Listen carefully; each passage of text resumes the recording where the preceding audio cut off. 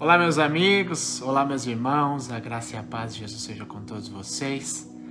Graças a Deus, mais um dia maravilhoso, mais uma semana que se inicia, um domingo, a qual nós estamos aqui para louvar e engrandecer ao nosso Deus através dos ensinamentos. Amém? Graças a Deus pela tua vida, fico muito contente, estamos dando sequência, na leitura do livro, ao qual, em nome de Jesus, eu super indico para vocês, chamado Kryptonita, de John Bevere. Leia, vai fazer muito bem, você vai adquirir um conhecimento muito profundo acerca das palavras de nosso Deus. É um exemplar muito produtivo, muito cheio e rico de informações de dentro da palavra de Deus. Amém? Então hoje nós vamos dar continuidade. Hoje o título do ensino é Onde Tudo Começa. Onde que começa? É o início de todas as coisas, não é verdade? Então hoje nós vamos abordar um pouquinho também sobre o contexto, sobre os anteriores capítulos a qual nós estudamos e vai agregar ainda mais de conhecimento e valor para a sua fé, tá bom? Que Deus abençoe. Louvado seja o nosso Deus. Então eu começo assim, onde tudo começa, né? John, ele faz a questão ali de mencionar novamente a respeito de Moisés, quando ele ficou durante 40 dias no monte, envolto na presença de Deus. Eu acredito que você já leu ou já ouviu, pregações a respeito disso, você encontra lá em Êxodo 24, leia, que é muito profundo, e a gente vê claramente que Moisés estava sendo instruído sobre os mandamentos e a maneira correta de conduzir o povo. Deus estava ensinando Moisés, Deus estava instruindo Moisés acerca, das leis, dos mandamentos, algo muito profundo. Então, após isso, fica evidente que quando Moisés desce do monte de Deus, Israel está completamente entregue à idolatria, mesmo reconhecendo que o Senhor o salvou e libertou do Egito, e afirmando obedecerem a palavra do Senhor. Olha só como isso é grave, O povo reconhecia que foi o Senhor Deus Altíssimo que salvou, que resgatou eles através de Moisés da escravidão do Egito, Eles reconheciam isso, porém, eles se entregaram, mesmo assim, à idolatria, aos prazeres da carne. Então, a gente vê que é uma transgressão gravíssima, é pecar, sabendo, conscientemente, voluntariamente, ceder ao pecado, aos desejos da carne, que vem transgredir contra os mandamentos do Senhor. E como que a gente pode declarar a gravidade disso? Então leia Êxodo 24 e você vai ver. Por que eu falo isso? Porque eles afirmaram com os teus lábios, por 2 vezes. Quando Moisés, ali à frente do povo, declarou a respeito das instruções de Deus, eles falaram assim: olha, Moisés, nós vamos obedecer a Deus, nós obedeceremos a Deus. Porém, saiu pelos lábios daquelas pessoas, mas o comportamento não condiz. E não foi aquilo que eles fizeram. Eles transgrediram, não obedeceram a palavra mesmo dizendo que obedeceria. Leia Êxodo 24 e você vai ver do que eu estou dizendo, tá bom? Então, como discutimos a idolatria, se ela está enraizada em desobedecer ao que Deus já nos revelou claramente. Então, se confessamos Jesus Cristo como nosso Senhor e nosso Salvador, nós somos claramente desobedientes à autoridade dele. Se isso torna a forma mais enganosa de idolatria, ou seja, então se a gente declara que Jesus é o nosso Senhor, é o nosso Salvador, que ele nos resgatou, das trevas e nos colocou sobre a luz, que a gente fala, a gente declara que nem os israelitas, os hebreus ali que estavam no deserto, quando Moisés desceu do monte para instruí-los sobre aquilo que Deus tinha revelado a ele, eles falaram por 2 vezes, lá em Êxodo 24 está escrito: nós vamos obedecer às palavras do Senhor, nós obedeceremos às instruções de Deus, mas não foi aquilo que eles praticaram, Falaram, mas não praticaram. Então não adianta só ouvir, não adianta só falar, tem que praticar. Amém? Para testificar a palavra de Deus em nossos corações, temos que ser praticantes. Aí sim nós seremos considerados filhos de Deus. É aquele que obedece e aquele que pratica, não aquele que fala ou que ouve. Tá bom? Então tem que ser completo, não é parcial. Servir a Deus jamais é parcial. Então, pessoal, essa é a maneira mais enganosa de se entregar à idolatria. Idolatria, como a gente já leu anteriormente, discutimos, não está preso somente ao sentido de adoração a imagens, templos, religiões, né, os enganos que têm se levantado no mundo. Não é só isso, igreja. O pior de tudo é o ídolo que cresce no coração de pessoas que estão dentro da palavra de Deus, que estão ouvindo a palavra de Deus, que estão ali, né, convivendo, né, dentro de uma instituição, de uma igreja, a qual prega a palavra, que prega o evangelho, porém essa pessoa ela não é praticante 100% integral, ou seja, só parcial. Naquilo que convém ela é praticante, naquilo que não convém ela acaba criando ídolos. E isso se torna uma idolatria, né? Que a gente discutiu a respeito de alguns exemplos, como a ganância, né, a soberba, aquele senso, né, de cobiça que cresce no coração do homem. Tudo isso é uma idolatria. Então, quando observamos o comportamento de nossos irmãos e irmãs do passado, no tempo da igreja primitiva, nós podemos de fato dizer que a igreja moderna, hoje, né, está realmente praticando a sã doutrina? Será que, se nós enxergarmos num olhar crítico, geral, será que realmente a igreja cristã ela está sendo praticante, assim como nossos irmãos do passado, lá na igreja primitiva, onde os discípulos, com toda, né, ali, a audácia, com todo o dispor, com toda a sinceridade, transparência, eles fizeram, eles praticaram? Será que, no modo geral, os homens, os líderes, quem está à frente de uma palavra, seja em um grupo pequeno, um grupo grande, não importa, igreja, né? Para Deus não faz diferença, Deus não faz distinção se você está pregando para 5 pessoas, você está pregando para 5 milhões. O que importa é a integridade do seu coração. Então, será que realmente as pessoas estão dando valor à importância devida da transparência, da honestidade, de pregar verdadeiramente a palavra de Deus e ser praticante da palavra de Deus? Ou as pessoas estão criando para si, né, mandamentos, ensinamentos, doutrinas, a qual a palavra de Deus não respalda? Então, aqui que nós temos que entender, aqui que nós temos que sermos críticos, né, analisarmos de fato, para isso não fazer parte de nossas vidas. Amém? Então, nós temos que entender, pessoal, isso é louvar a Deus, é um coração puro. Adorar a Deus é obediência. Então, lembrando-se que ninguém é melhor que ninguém, que a gente sabe, ninguém é melhor, ninguém é superior a ninguém, correto? Isso é óbvio, ou seja, trata-se totalmente de posicionamento e obediência à santa palavra de nosso Deus. Você compreende? Então, por que vamos fazer um exemplo, por que eu, Fábio, né, não consigo, né, ter a mesma prática, a mesma condição do que Paulo, Pedro fizeram no passado? Eu posso analisar, fazer uma análise crítica. Será que realmente eu estou vivendo como eles viveram? A integridade? A entrega? Será que realmente eu busquei como eles buscaram? Será que realmente que eu servi a Deus como eles serviram? Então, igreja, são perguntas óbvias que nós podemos tirar conclusões. Será que eu realmente estou sendo, né, adorador? Será que realmente eu estou servindo o Senhor em espírito e em verdade, ou estou me enganando achando que eu estou servindo? Será que não existe ídolos dentro de mim que me impeça de ser verdadeiramente filho de Deus? Será que eu não estou criando dentro de mim razões, achismos, né, misticismo do evangelho, da palavra de Deus, das boas novas, que me impeçam de ter um relacionamento profundo com Deus e também exercer a mesma função, exercer com a mesma intensidade, né, com o mesmo poder? Porque Deus abriu para nós, igreja. Né? Muitos são chamados, mas poucos são escolhidos. Por que eu entendo que muitos são chamados e poucos escolhidos? Porque nem todo mundo se entrega verdadeiramente. Nem todos realmente, né, conseguem se entregar por completo. Então, o que acontece? O que distingue de uma pessoa que realmente vive o pleno do Senhor, a obediência, a santidade, o poder de Deus, e de pessoas que não conseguem alcançar essa excelência, essa graça? Justamente pelo posicionamento. Porque servir a Deus requer tudo. Tudo. Você tem que renunciar a tudo na sua vida. Jesus disse bem claro: você quer ser meu discípulo? Quer me servir? Quer me servir? Negue a si mesmo. É o primeiro mandamento de Jesus. A primeira ordem imperativa. Negue a si mesmo. Ou seja, as tuas vontades, os teus desejos, os teus achismos, tudo você tem que negar. Você tem que ir totalmente pela palavra. O que Deus ensina, o que Jesus viveu, você tem que viver. Então, esse é o maior problema.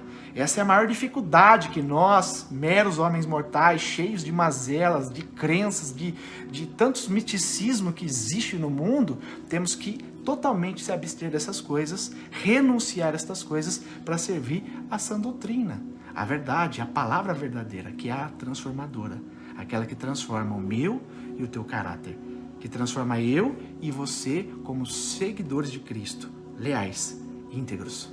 Amém? É isso que nós temos que compreender. Será que já fizemos algo parecido na igreja moderna com o que os nossos irmãos fizeram lá na igreja primitiva? Eu creio que encontramos certas instruções do Novo Testamento que nos atraem para isso. Ou seja, a vontade é boa, mas e a prática? Você conclui, né? Só ter vontade não basta. Eu tenho um sonho de um monte de coisa, mas eu pratico, eu busco.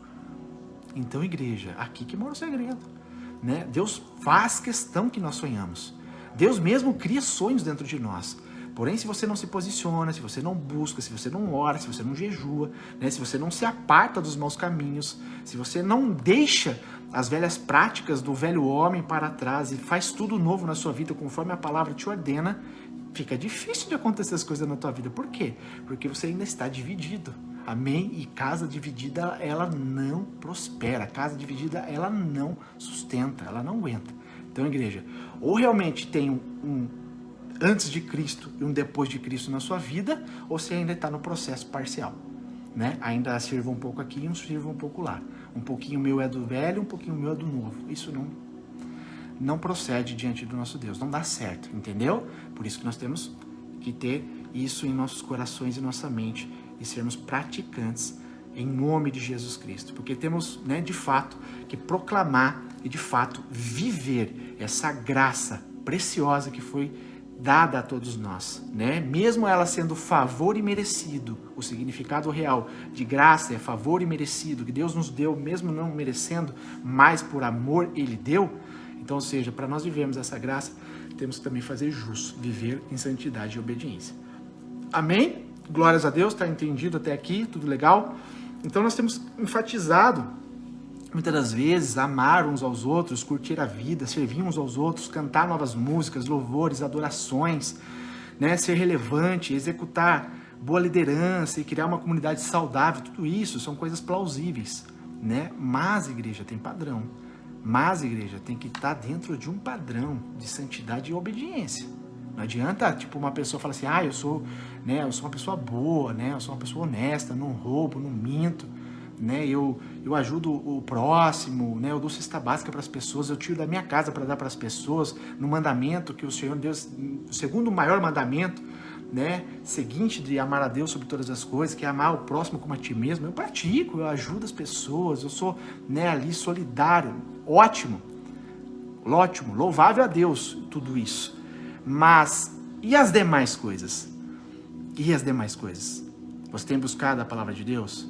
Você tem orado? Você tem jejuado? Você tem mantido uma comunhão com o Senhor? Você tem se desviado dos maus caminhos? Você tem deixado de sentar na roda dos escarnecedores, de pessoas que não professam a mesma fé que você, né? Você ainda continua, né, bebendo deliberadamente a ponto de tirar sua sã consciência, de você ficar alcoólatra?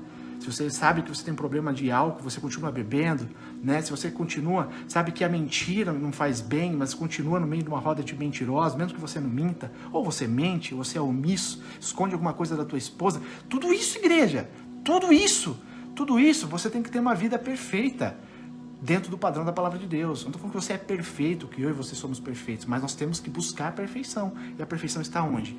Na obediência do Senhor, porque Ele nos transforma. O Senhor se incumbiu de nos transformar.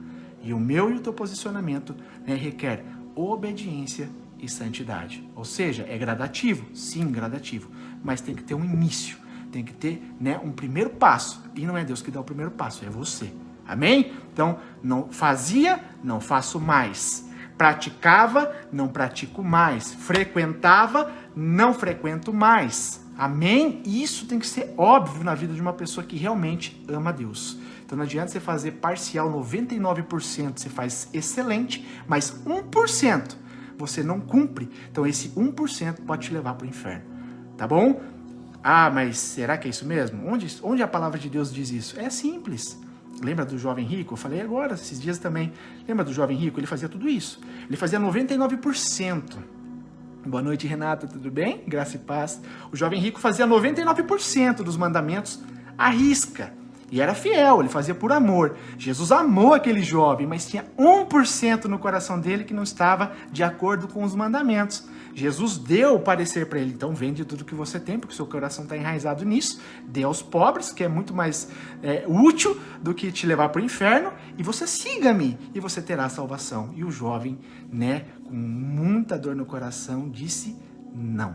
Então, igreja, não é parcial, é integral. Servir a Deus é integralmente, é tudo. Jesus foi tudo que Deus deu por mim e por você. Então Deus não quer nada menos do que tudo, 100%. Do seu tempo, do seu dinheiro, da sua família, da sua alegria, dos seus desejos. Tudo tem que ser Deus em primeiro lugar. Se Deus não está em primeiro lugar na tua vida, você está sendo parcial, tá bom? Fechou? Então vamos lá, enfatizando. Tudo isso, proclamamos tudo isso com paixão fervorosa. Tudo isso são boas práticas e são apoiadas pelo Novo Testamento, que a gente acabou de dizer. Porém, será que não estamos em certa frequência ou literalmente negligenciando a importância da submissão, da santidade, da pureza, seja pureza sexual, seja pureza na prática do Evangelho, a abstinência de outros pecados, que as pessoas geralmente costumam domesticar pecadinhos, achando que tem diferença de pecadão, de pecadinho. Se eu não matar, tá tudo certo, mas, se eu tentar... Então, igreja, não existe pecadinho e pegadão, tá? Para Deus, pecado é pecado, e isso é o suficiente para te separar dele. Então, temos que, totalmente se abster destas coisas. E qual? Eu vou falar aqui alguns tipos de pecado que geralmente são as mais frequentes no meio do povo, como essas abstinências, como pornografia, Pornografia, igreja, nada mais é do que adultério. Você está adulterando. Se você é casado, se você é solteiro, não importa, você está adulterando, porque você está vendo, partes íntimas de uma outra pessoa que não é tua, não é teu marido, tua esposa. Então você está vendo partes íntimas de uma outra pessoa, você está adulterando. Então, ou adulterando contra o teu cônjuge, ou adulterando contra o teu corpo, Ambos, pornografia te destrói, te mata. Será que estamos avisando aqueles que amamos para que fujam também do homossexualismo, da fornicação, da bebedeira, das piadas ofensivas, das más conversações, da falta de perdão, da amargura, da fofoca e de outros, vários mandamentos, instruções e avisos encontrados na palavra de Deus. Então tudo isso, igreja, seja pecadinho, pecadão, se você comete, se você pratica, com consciência, já servindo ao Senhor, você está transgredindo contra Deus. E isso é gravíssimo. Tem que ser parado, interrompido agora, hoje, em nome de Jesus. Então, será que conseguimos focar nos aspectos da palavra de Jesus que não combinam com os padrões estabelecidos e as perversidades da nossa sociedade? Tudo isso que nós estamos abordando são padrões do mundo. Padrões de uma sociedade perversa, corrupta, que não adora a Deus e não tem temor à palavra de Deus. Pratica, e muitas das vezes, pessoas que já passaram pela igreja, pessoas que já conheceram os mandamentos, a palavra do Senhor, e que até pessoas que já aceitaram a Jesus, mas voltaram para as velhas práticas. Isso é terrível, igreja. Porque aqui as palavras que nós estamos vendo, mais para frente, que os discípulos abordam, são exclusivamente para as pessoas que estão dentro da igreja, que são conhecedoras da palavra. Porque a gente não pode medir na mesma balança nós que conhecemos e as pessoas que não conhecem, Porque nossa obrigação é levar a palavra para elas, pregar a palavra para elas, e o Espírito Santo de Deus vai tocar nelas e trazer elas. Aí elas passarão a ser conhecedoras, aí a medida do julgamento sobre elas será diferente. Amém? Não cabe a nós julgarmos, mas eles estão fazendo, vai tudo para o inferno. Não, igreja. A nossa obrigação é olhar elas, a vida delas, das pessoas que estão lá fora no mundo perecendo, não com o senso de realmente destruição sobre eles, que nem, Jonas teve. Quero que exploda mesmo, quero que pegue fogo, vai tudo para o inferno. Essa era a vontade de Jonas. Eu sou conhecedor, então quero pegar a justiça de Deus e praticar e fazer com que eles morram mesmo. E a gente vê claramente que não era aquilo que Deus queria. E Jonas apanhou para entender, não é verdade? Passou pelo vale da sombra da morte para entender que nós estamos chamados para olhar com um olhar de amor, olhar de Cristo. Cristo morreu por elas também, não só por vocês, não seja egoísta, tá bom? Então não vamos deixar crescer no coração esse senso de julgamento, porque não cabe a mim nem você. Quem criou o mundo, é a terra e os seres humanos, se chama Deus, não se chama eu e você, tá bom? Então não cabe a nós julgarmos.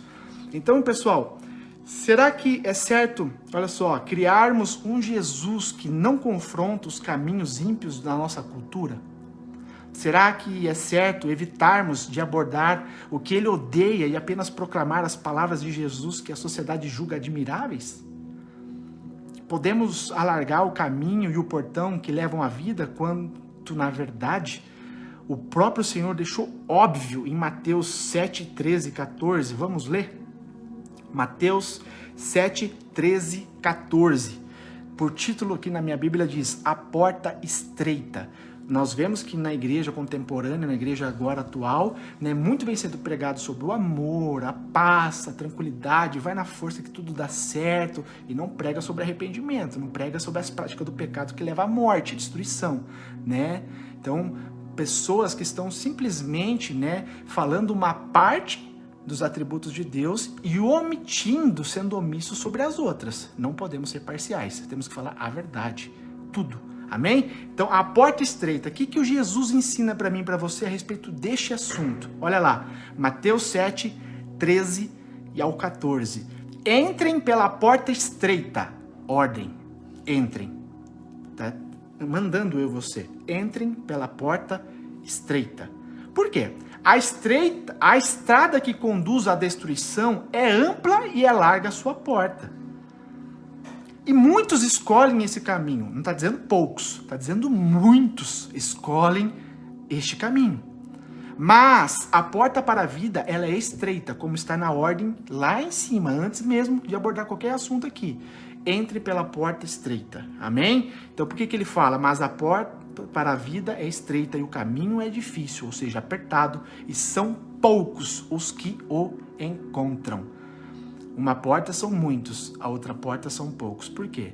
Porque a porta estreita é o que você pode fazer tudo. Tá tudo legal, tá tudo certo, que é o que o mundo prega. E é o que as igrejas estão adotando, igreja, falando só parciais da palavra de Deus e não pregando também sobre o arrependimento, sobre, né, a conduta correta, né, de obediência, de santidade para agradarmos a Deus. Amém? A santidade progressiva que tem que ter dentro da igreja. Então o que acontece? Poucos são os que encontram. Amém? Então, igreja, nós temos que ter muito cuidado, muito cuidado. Se você tem um chamado de pregar o evangelho, não seja omisso sobre as coisas. Não queira, sabe, para criar sucesso, fama, ser adorado, ser aplaudido, ser amado pelas pessoas. Eu não sei que tipo de sentimento possa crescer no coração do homem, como a gente vê que acontece, mas seja transparente, fale a verdade. Fale a verdade, não omita as coisas. Deus é amor, Deus é paz, Deus é tudo perfeito, dá sem sombra de dúvida, mas Deus também é justiça. Deus também é o juízo. Deus também ei, arrependa-se dos seus pecados. Se converta. Amém? Glórias a Deus. Podemos acreditar que se uma pessoa simplesmente recita algumas palavras mágicas, que a gente vê essas mágicas, vem que vai dar tudo certo, vem que você vai prosperar, vem que tudo vai acontecer, tudo maravilhosamente na sua vida, quem sabe que não é assim o evangelho, não é verdade? Se você pegar os exemplos principais da Bíblia, vamos lá, escolher um, Moisés, mais de 40 anos. Vamos ver Abraão, para ter a promessa, o filho, Isaac, 25 anos. Mais, quase 30, né? A gente pegar Davi, desceu o óleo sobre a cabeça dele, que ele seria rei de Israel, 17 anos. Ana, para trazer Samuel, profeta, né, maravilhoso, que foi usado por Deus grandemente, juiz, sacerdote. Quanto tempo? 24, 25 anos esperando? Então, igreja, esse negocinho, essa palavrazinha mágica não existe no evangelho, tá? Mágica, vem que dá tudo certo, vem que vai prosperar, vem que vai duplicar, vem que vai 10, 30, 60, 100 vezes. Igreja, não é assim que funciona, tá bom? Deus abençoa, Deus prospera sim, mas com propósito. Não é de qualquer jeito. Venha de qualquer jeito, mas não continue de qualquer jeito. Essa é a palavra-chave. Venha de qualquer jeito, mas não continue de qualquer jeito, porque a palavra, ela é libertação. A palavra de Deus, ela é transformadora. Você vem de qualquer jeito, mas não tem que continuar de qualquer jeito. Você tem que ser transformado. Se não for transformado, você não tem Jesus, você não é filho de Deus. É simples assim. Amém? Será que não estamos criando realmente um Jesus falsificado, que foi o tema de ontem? diferente daquele revelado por todo o conselho das Escrituras? Será que não estamos ignorando de propósito, né, as questões aqui desafiadoras do Novo Testamento? Pessoal, servir a Deus é um desafio. Por quê? Porque não é de qualquer jeito. Eu e você temos que nos abster de tantas e tantas coisas. Sabe, por mais que eu tenha 5 anos mais ou menos, que realmente eu decidi viver Jesus Cristo, realmente eu falei assim, Senhor, eu entrei aqui, não vou sair mais. Em nome de Jesus, doa o que doer, perca o que perder, né? Sofra o que sofrer, erre o que for ter que errar, mas eu quero permanecer na tua presença de uma forma íntegra. E, meus irmãos, é difícil, é muito difícil, entende? Todos os dias você tem que ter a percepção, a perseverança, que não é do meu jeito, não é do teu jeito, é do jeito do Senhor, que sabe todas as coisas. É você entender que tem meses que o Senhor fala com você todos os dias, e tem meses que você fica meses sem ouvir a voz de Deus. Amém? Mas permanecendo firme. Tem vezes que o Senhor assina embaixo tudo que você pede. Tem meses que você pede e Deus não te dá nada. É assim, igreja. Como questionar esse Deus que é fiel? Como questionar esse Deus que é tão poderoso e tão maior do que eu e você? Entende, igreja? Servir a Deus é um desafio.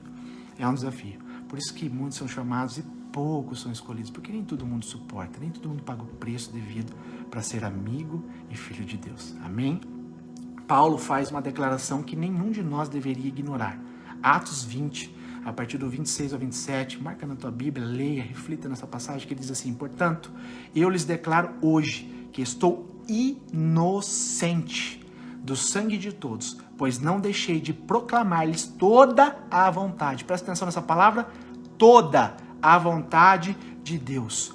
Toda a vontade de Deus. Vontade de Deus é amor, vontade de Deus é paz, vontade de Deus é te prosperar. Sim, vontade de Deus também é que você se arrependa de todos os teus pecados, se arrependa dos teus maus caminhos, volte-se para Deus, deixe de praticar aquilo que é ilícito, ou aquilo que rouba a sua atenção, o seu desejo, a sua adoração, e volte-se para Deus com amor, um coração genuíno. Pratique a palavra de Deus, transfira e transporte a palavra de Deus para os demais, com integridade, com lealdade, com honestidade e transparência. Amém?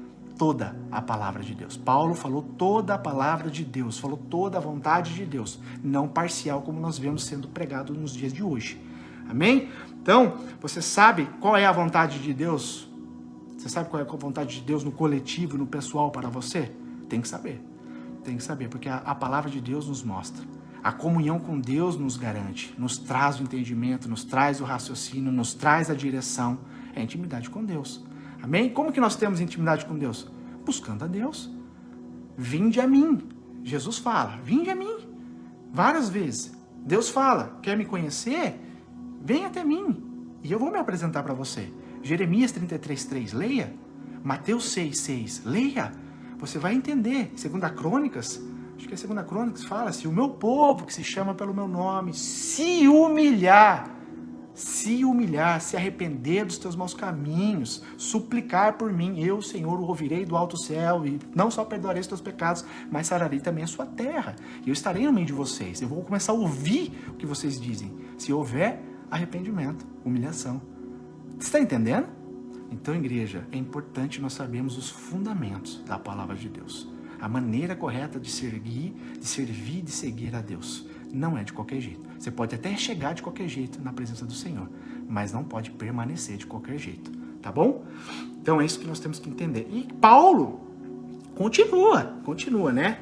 Além de se refletir nessa primeira parte, Paulo também não pregava somente as palavras agradáveis do Evangelho. Hoje as pessoas, que a gente leu esses dias atrás, pessoas que procuram seus próprios mestres para ouvir aquilo que quer ouvir, que o coração tá cheio, vontade, né? Eu vou em tal igreja porque lá tem cura. Vou naquela igreja porque ali tem libertação. Vou naquela outra igreja porque tem um homem lá, né, o Joãozinho Canelinha de Fogo, que revela tudo. Eu vou lá na outra igreja porque lá tem, né, prosperidade. Eu vou lá naquela igreja porque lá eu entro e saio empresário. Igreja, isso não existe. Isso são dogmas, isso são coisas assim, sabe, ruins. Por quê? Porque nos cria dentro de nós um evangelho falso, um Jesus falso. Amém? Jesus não se limita a placas de igreja. Lógico que sempre tem pessoas mais usadas por Deus, pessoas que buscam mais, sempre tem. sempre. Mas nós podemos colocar o fundamento de procurar conforme o nosso querer. Eu preciso de uma bênção, vou na igreja lá de prosperidade. Hoje eu preciso de uma cura, vou na igreja lá porque ela tem cura. E aí, Jesus se limita só a um lugar? Ou a palavra de Deus fala que o Senhor está sobre todos os lugares da terra? Então, igreja, onde tem uma pessoa, 2 pessoas, 3 pessoas verdadeiras que adoram o Senhor, ali também tem cura, ali também tem libertação, ali também tem transformação, ali também tem prosperidade, ali tem também... Depende do seu coração. Arrependei-vos, busque o Senhor de toda integridade, de todo o coração, porque o Senhor pode te curar dentro da sua casa se você for leal com Ele. Deus pode te trazer uma bênção dentro da sua casa, não precisa nem ser na igreja. Tá bom, igreja? É profundo, é muito profundo. Entenda isso, grava no seu coração para você não ser enganado, tá bom? Então, Paulo continua, né, a declarar tudo o que Deus quer que eu e você saibamos. Então, aqui ele diz, Atos 20, a partir do verso 26 e 27, na versão Almeida que a gente acabou de ler, na versão Almeida revisada e corrigida, que ele diz assim, nunca deixei de vos anunciar todo o conselho de Deus. E na tradução da linguagem de hoje, na NVT, diz assim, não deixei de lhes anunciar todo o plano de Deus. Você vê que o contexto é o mesmo, não muda. Muda as palavras, mas o contexto é o mesmo, certo? Se evitarmos compartilhar os ensinamentos desconfortáveis do Novo Testamento, não poderemos dizer como Paulo, se algum de vocês se perder, eu não sou responsável. Amém? Não sou responsável. Por quê? Porque na realidade, o contrário disso poderá ser verdade. Se retivermos o que? As porções-chave do Novo Testamento. Seremos sim responsáveis pela perdição de alguns se nós negligenciarmos o que? A verdade. Que é o que as pessoas hoje, infelizmente, e é muitos, não são poucos, vêm negligenciando. Né? Pessoas que estão enganando as pessoas. Com revelações, principalmente, tem até curso, igreja. Chega a ser tão lamentável, chega a ser tão ruim de ouvir, imaginar que isso aconteça, que tem até curso que pessoas fazem de ensinamento para as pessoas aprenderem a falar em línguas. Olha só, falar em línguas, você aprende a falar em línguas, não é mais o Espírito Santo de Deus que batiza a pessoa em falar em línguas, agora você aprende a falar em línguas, né, como aprender a falar português, e você também aprende agora, né, decifrar a pessoa para você revelar, né, sobre a vida dela. Você está vendo o nível de perversão? E tem pessoas para querer se, né, autocompletar, querer sucesso, reconhecimento, fama, elas estão fazendo isso, estão praticando isso. E pessoas desinformadas, porque Jesus fala claramente, o Senhor fala, o meu povo perece por falta de conhecimento. Conhecimento do quê? Das Escrituras. E ela acaba caindo nesses enganos, nessas falsas revelações, falsos profetas, que está, infelizmente, muita gente fazendo isso. Então, igreja, nós, conhecedores da palavra, temos que ser íntegros ao Senhor. Amém? E infelizmente, igreja, a palavra também diz, né, que a sã doutrina naqueles dias que somos hoje, os dias de hoje, os dias atuais, né, seria como uma coceira no ouvido das pessoas. Por quê? Porque a verdade incomoda. A verdade que é pregada de Jesus confronta a mim, confronta você no que é errado. Então nós temos que mudar. Somos obrigados a mudar. Somos obrigados a nos abster de coisas que nos separam de Deus, ou seja, qualquer tipo de pecado. Então a verdade, a sã doutrina, confronta o homem em todos os aspectos, em todos os sentidos, em todos os âmbitos da vida. Então por que é uma coceira no ouvido?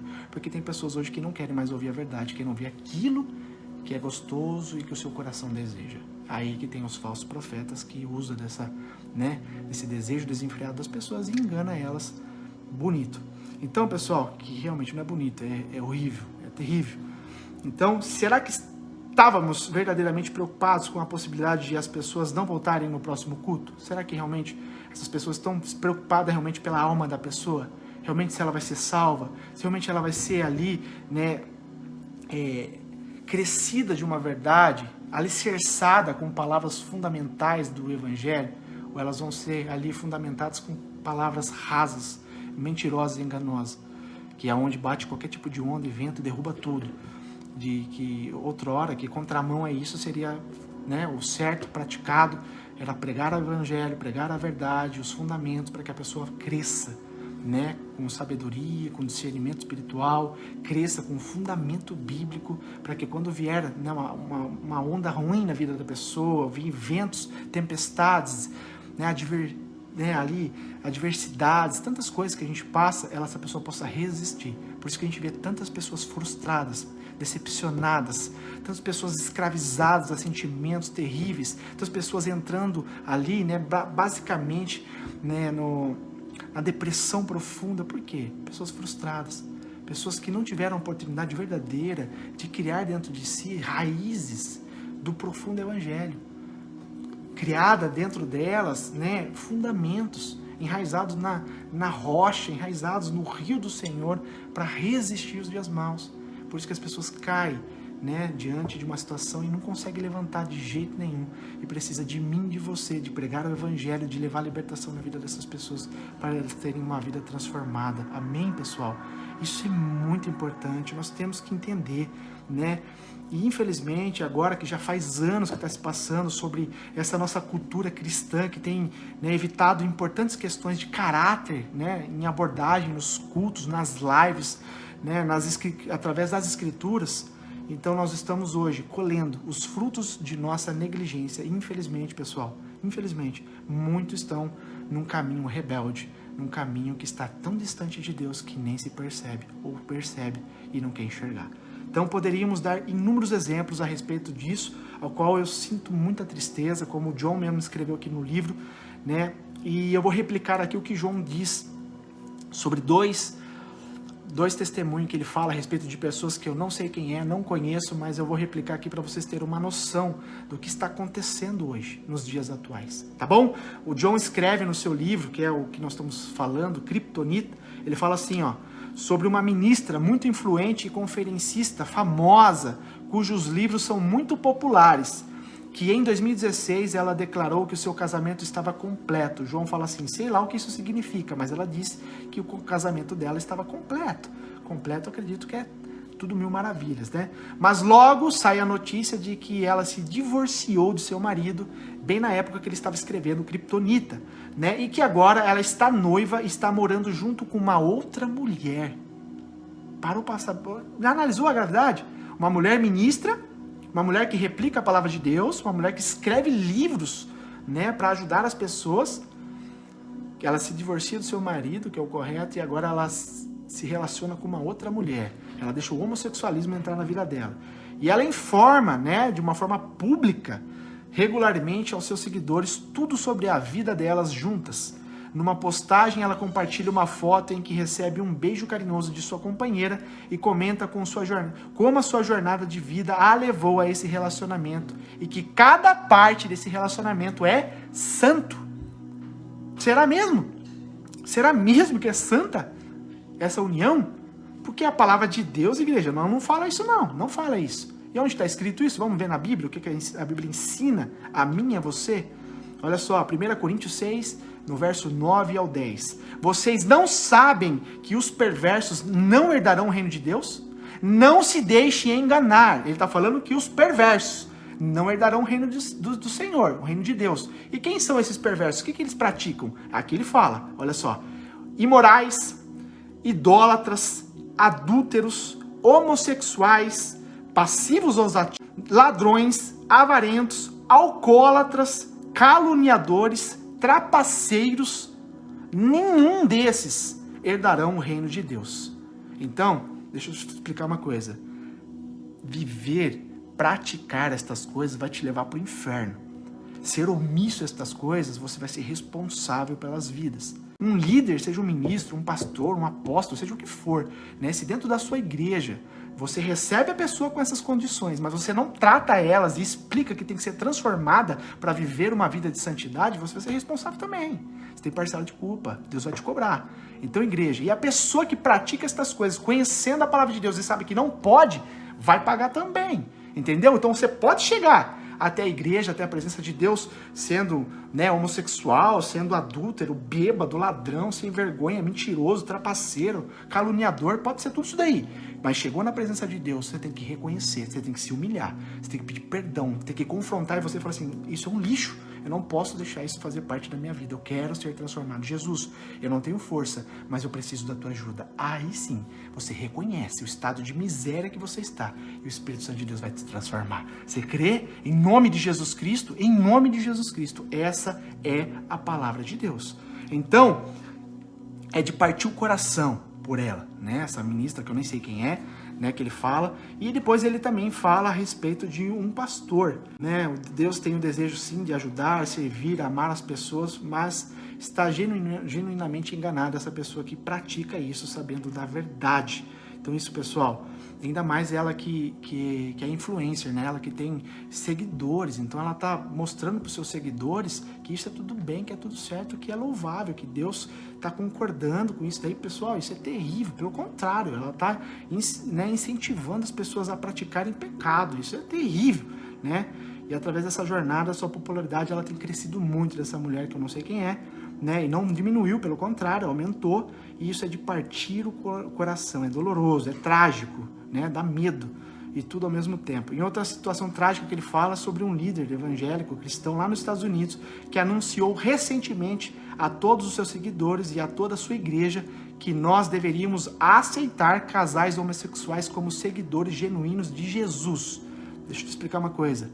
Aceitar é uma coisa, concordar é outra. Eu não tenho, né, por mais que eu estou aqui sendo, né, uma referência, estou aqui dando a minha cara através do evangelho, eu tenho que ser praticante daquilo. Se eu não praticar o que eu estou falando para você, eu estou sendo omisso, eu estou sendo o quê? Fariseu, eu estou sendo hipócrita. Então, igreja, se eu tenho uma igreja, né, vamos por aqui, né, tem 3.500 seguidores aqui, vamos supor, 3.500 pessoas vão me ver falando sobre estas coisas.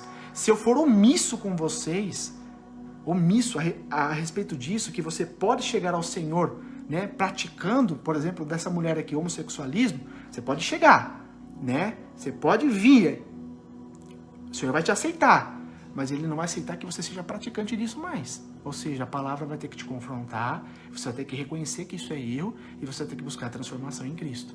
Amém? Essa é a diferença. O que ele está falando? Que esse pastor, ele disse que tomou essa decisão após passar bastante tempo com casais homossexuais e descobrir que o relacionamento deles funciona do mesmo modo que um homem e a sua esposa. A única possibilidade, pessoal, de chegar a essa conclusão é ignorando toda a narrativa bíblica, porque a Bíblia nos diz isso. E se a Bíblia não diz, nós temos que ser praticante do quê? Do que eu acho ou do que a palavra de Deus fala? Não é verdade? Eu tenho que agradar a Deus ou eu tenho que agradar a homens? Aí que está a diferença, pessoal. Né? Eu vou aceitar as pessoas permanecerem dentro da igreja, que eu sou responsável por elas, simplesmente para não perdê-las, para que elas vá para outro lugar, achar um lugar que fica mais confortável, que outra pessoa seja omisso, ou eu vou realmente confrontar com amor, é claro, né, para que ela realmente seja liberta. Aí que está a diferença. Amém? Então, é isso que nós temos que ter como conclusão, pessoal. É isso. Ignorar explicitamente o que Deus ensina, isso é um erro, né? Como no caso de Arão e os bezerros de ouro. Então, ou seja, Moisés estava lá no alto monte, 40 dias e 40 noites, sendo totalmente instruído por Deus, e quando ele desce, o povo está o quê? Está na farra, na prostituição. E mais, fizeram 2 bezerros de ouro para adorar. Pessoal, devido à falsificação de Jesus, que surgiu da nossa filosofia ministerial, fica cada vez mais difícil para as pessoas encontrarem, sabe, um autêntico Salvador, Jesus Cristo de verdade. Temos que perguntar, realmente, no meu e no seu coração, esse é o verdadeiro Jesus? Esse é o amor de Deus? O amor genuíno é unicamente definido por bondade, paciência e caridade? Você acha que é só isso? Não, pessoal. A gente vai excluir e omitir a respeito do arrependimento, a respeito da justiça, do juízo, que é o que o Espírito Santo de Deus pratica na terra. Entende? Então todos esses atributos aqui são verdadeiros e devem ser ensinados, sem sequer omitir nenhum deles. Nenhum. Mas podemos simplesmente ignorar como o amor é definitivamente definido pela palavra. O amor é só, vem, fica, de qualquer jeito, tá tudo certo. Deus ama o mundo de tal maneira que vê o seu filho, é só aceitar Jesus e continua vivendo de qualquer jeito? Não. Olha o que a Bíblia diz em 1 João 5,3. Porque nisto consiste o amor de Deus, em obedecer os seus mandamentos. Então, igreja, qual é o mandamento de Deus? A gente acabou de ler ali em cima o que Paulo, instruído pelo Espírito Santo de Deus, escreveu. Você é um alcoólatra, você é um bêbado, você é um adúltero, você é todas essas coisas, se você é praticante disso, igreja, esquece. Você não ama a Deus. E se você não ama a Deus, você não é filho de Deus. Simples assim. Certo? Será que nos acomodamos apenas com um conselho parcial do Novo Testamento para encontrar a nossa definição de amor? A necessidade de arrependimento, igreja, é crucial para servirmos ao Senhor, com integridade. É crucial, igreja. Arrependimento é crucial. Será que se aquela ministra lá e o outro pastor, né, ali a gente vê, e muitos outros que foram avisados para afastar-se do pecado a fim de seguir Jesus com integridade, será que eles foram avisados? Ou apenas lhes disseram para simplesmente fazerem aquela nossa oração padrão, né? Jesus, venha para a minha vida e torna-me um cristão. Tipo assim, a responsabilidade é toda de Jesus. Você aceita Jesus e fala assim, Senhor, me muda, me transforma, e é isso aí. Tamo junto. Eu não preciso fazer nada. Não é assim, igreja. Não é assim. Veja as palavras de Paulo a respeito disso. Atos 20, a partir dos versos 20 e 21. Pessoal, eu tô falando bem rápido para não tentar encurtar, que é tanta coisa, né? E eu sei que as pessoas não têm muita paciência, tem compromisso também, né? Claro, hoje é domingo, acredito que vocês têm igreja, então vou tentar falar bem rapidinho, tá? Olha só que Paulo diz, Atos 20, 20 e 21. Vocês sabem que não deixei de pregar-lhes nada que fosse proveitoso, mas eu ensinei-lhes tudo publicamente e de casa em casa. Testifiquei tanto a judeus como a gregos, que eles precisam converter-se a Deus com arrependimento e fé em nosso Senhor Jesus Cristo. Arrependimento. Está escrito amor aqui? Está escrito graça aqui? Arrependimento, igreja. Porque se você chega na presença do Senhor, tem que ter arrependimento. Porque nós somos cheios de mazela, cheios de coisa ruim. O ser humano é. Arrependimento. Aceitar Jesus, entrar na aliança de Jesus e progressivamente se libertar de toda a maldade, de toda a corrupção, concupiscência da carne, desejo desenfreado, tudo isso tem que sumir da nossa vida. Temos que odiar a prática do pecado e amar simplesmente a obediência a Deus. Amém? Apenas uma mensagem, igreja. Olha a simplicidade da mensagem, igreja. É simples, né? Então o primeiro passo é a necessidade de se arrepender do pecado. O arrependimento é obrigatório para se tornar um filho de Deus. É obrigatório, não é opcional não. Eu vou ser parcial, até 99,9% eu sirvo. Esse 0,1% que é aquilo que eu gosto, isso aqui não tem como deixar não. Então, filho, você não serve a Deus e você não ama a Deus e você não é filho de Deus, porque é integral, 100%. Deus não aceita menos do que isso, 100%. Não adianta você dizer que ama a Deus se você não obedece às palavras dele, você compreende? Né? E mais uma coisa, obedecer a Deus não é parcial, é completo, é tudo, tudo.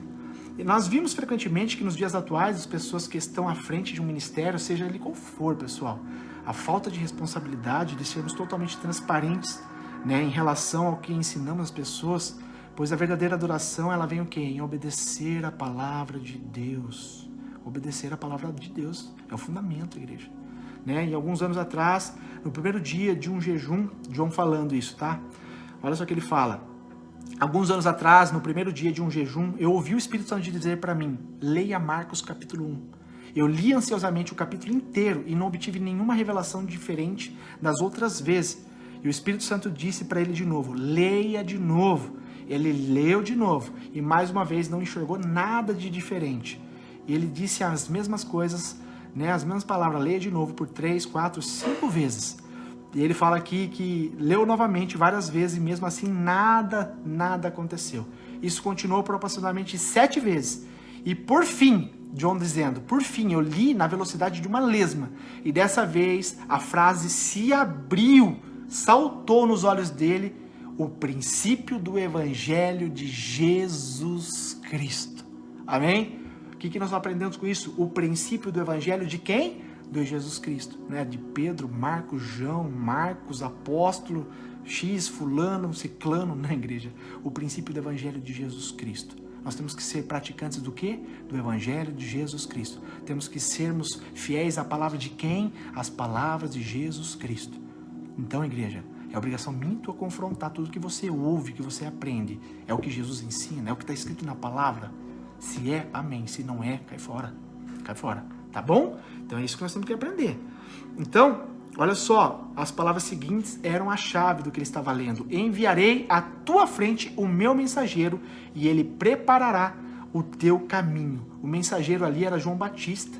O ministério de João Batista, pessoal, qual que era? Batismo do arrependimento, era o que João dizia, arrependei-vos, né? Batismo significa o quê? Total imersão, não é parcial. Imersão do batismo é descer o que era velho vai ficar velho, já era, acabou. Tudo se fez novo. Eu sou uma nova pessoa. Nova pessoa tem que ser embutido o quê? Das novas convicções, através da palavra de Deus, um novo comportamento, um novo agir, um novo pensar, um novo praticar. Tudo se fez novo. Por quê? Sou uma nova pessoa em Cristo agora. Agora é aberto para mim a verdade. Não sou mais escravo do pecado, agora eu sou escravo de Jesus Cristo. E eu tenho que viver conforme a palavra de Jesus Cristo. Amém? Então a mensagem de João era total arrependimento. Né, é o começo, o local aqui do início do evangelho. Ninguém pode entrar num relacionamento genuíno com Jesus, pessoal. Ninguém entra num relacionamento genuíno com Jesus sem começar pelo arrependimento. O arrependimento verdadeiro, não é remorso, não. Remorso assim, nossa, pequei, meu Deus do céu. Não acredito que eu fiz isso. Parece até arrependimento, não parece? E amanhã eu vou e faço de novo. Eu me arrependi? Claro que não. Claro que não. Arrependimento é você se envergonhar daqui e falar assim, meu Deus, ficar que nem Davi, 7 dias de cara no pó, sem comer, sem tomar banho, suplicando por misericórdia. E Deus não teve misericórdia dele, matou o filho dele. Não teve, mas poupou a vida dele da morte. E Davi, depois que o menino morreu, ele se levantou, lavou o rosto, fez a barba e foi adorar a Deus. Foi agradecer a Deus ter poupado a vida dele. Que ele era digno de morte, ele tinha que ter morrido. Ele sabia que ele era digno de morte o que ele fez, mas Deus poupou a vida dele. Então, pessoal, arrependimento é vai e não peques mais. Jesus não falava isso? Da prostituta, quando ele estava sentado ajoelhado no chão, escrevendo, as pessoas queriam apedrejar, matar ela na pedrada. Aí Jesus fala assim, quem não tem pecado, atira a primeira pedra. Sumiu os acusadores. E ele falou assim para a mulher, cadê os seus acusadores? Foi embora. Tampouco eu, que tenho o poder de te condenar, não te condenarei. O amor, arrependimento. Ele falou, arrependa-se. Vai e não peques mais. Arrependimento, vai e não faça mais isso. Você está entendendo, pessoal? Isso é arrependimento. Não faça mais isso de forma alguma. Jamais. Isso é arrependimento. Isso você pode falar assim, eu me arrependi desse pecado, porque eu nunca mais praticarei na minha vida. Amém? Forte, né? Glórias a Deus por isso. Deus é maravilhoso, né? Então a gente vai vendo, isso é o que João estava dizendo. A história de João não está só no livro do Antigo Testamento, pelo contrário, a gente vê ele sendo mencionado muito mais para frente no Novo Testamento também. Mateus 11:13 diz assim, pois todos os profetas e a lei profetizaram até João, né? John diz aqui que deu um pulo quando ele ali ouviu essas palavras do Espírito Santo de Deus. Ele disse assim, caramba, é verdade, né? Jesus não disse, pois todos os profetas e a lei profetizaram até mim. Não, Jesus Cristo, não. Por que não? Porque a mensagem de João de arrependimento completo é o início do evangelho do Novo Testamento, igreja.